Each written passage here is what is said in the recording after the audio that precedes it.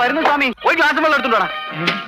മിലിറ്ററിയാ, എവിടെ നിന്ന് ഒപ്പിച്ചാവോ? ഒരു പട്ടാളക്കാരൻ കൈ നോക്കാൻ വന്നു. എങ്ങനെയുണ്ട്? താമസിയാതെ വെടി തീരും. എനിക്ക് മനസ്സിലായില്ലായിരുന്നു. ആളറിയാതെ, ആളിന്റെ മഹത്വം അറിയാതെ ഞാൻ പറഞ്ഞു പോയ തെറ്റിന് മാപ്പ്. സുശീലൻ പറഞ്ഞപ്പോൾ അങ്ങയെക്കുറിച്ചും അങ്ങയുടെ ശിക്ഷകളെ കുറിച്ചും എനിക്ക് മനസ്സിലായത് സ്വാമി. അറിവില്ലായ്മയിൽ നിന്നും വെളിവില്ലായ്മയിൽ നിന്നുമാണ് തെറ്റുകൾ ഉണ്ടാകുന്നത്.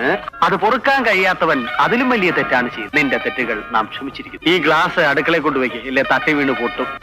സ്വാമി ഓടാ, പോയി കുറിക്കാൻ എന്തെങ്കിലും കൊണ്ടുപോടാ. ഓടാ, സ്വാമി പറയുന്ന പോലെ കേൾക്ക്. പോ സ്വാമി, പോയി കുറിക്കാൻ എന്തെങ്കിലും കൊണ്ടുപോടാ. പെറുക്കി ഓടാ. ഞാൻ സ്വാമിയെ അങ്ങോട്ട് വന്ന് കാണാനിരിക്കുകയായിരുന്നു. എന്താ പ്രശ്നം? സ്വന്തമായ ഒരു കമ്പനി നടത്തുന്ന ഒരു ഇടത്തരക്കാരൻ മുതലാളി എങ്ങനെയെങ്കിലും ഈ കമ്പനി പൂട്ടിക്കാൻ വേണ്ടി അന്യായമായ ഓരോ ഡിമാൻഡുകൾ ഉന്നയിച്ച് അവിടുത്തെ തൊഴിലാളികളെ സമരത്തിനിറക്കിയിരിക്കുന്ന ഒരു തൊഴിലാളി നേതാവ്. ഇതൊരു സിനിമയുടെ കഥയാണല്ലോ. ഏത് സിനിമയുടെ? Blunder Daniel. ഇത് സിനിമയൊന്നുമല്ല, ഞാൻ സീരിയസ് ആയിട്ട് പറയാ. ഓ, സീരിയലാണല്ലേ? പറയൂ. നാട്ടിലെ ചില പ്രമാണികളുടെ പിൻബലത്തിലാണ് ഈ തൊഴിലാളി നേതാവ് കിടന്ന് വിലസുന്നത്. ഇത് കെട്ട ഈ മുതലാളിയെ രക്ഷിക്കാൻ എന്തെങ്കിലും ഒരു മാർഗം സ്വാമിയുടെ ദിവ്യദൃഷ്ടിയിൽ തെളിഞ്ഞു കാണുന്നുണ്ടോ? ഒന്നുകൂടെ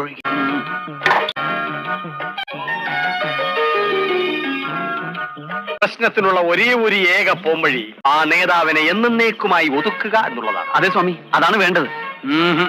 പണക്കാരുടെ പിന്തുണ ഉള്ളത് കൊണ്ട് സാമ്പത്തികമായി അയാളെ ഒതുക്കാൻ ബുദ്ധിമുട്ടാണ്. രാഷ്ട്രീയ നേതാവായതുകൊണ്ട് ശാരീരിക പീഡനത്തിലൂടെ ഒതുക്കാൻ ശ്രമിച്ച മുതലാളി അടി കൊണ്ട് പിരിന്നു. പിന്നെ ഒരേ ഒരു പോംവഴിയേ ഉള്ളൂ, ഏറ്റവും ശക്തവും ബുദ്ധിപൂർവമായ വഴി.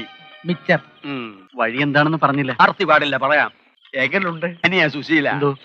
ഈ പെണ്ണും കമ്പനി ഒരുപോലെ. വേറൊരാളുടെ കയ്യിലിരിക്കുമ്പോ നമുക്ക് സ്വന്തമാക്കാൻ തോന്നും. കൈ കിട്ടിയ വല്ലവന്റെ തലയെ കെട്ടി വെക്കാൻ തോന്നും. ഉണ്ടവന് പാ കിട്ടാഞ്ഞിട്ട്, ഉണ്ണാത്തവന് ഇല കിട്ടാഞ്ഞിട്ട്, അത്രയേ ഉള്ളൂ.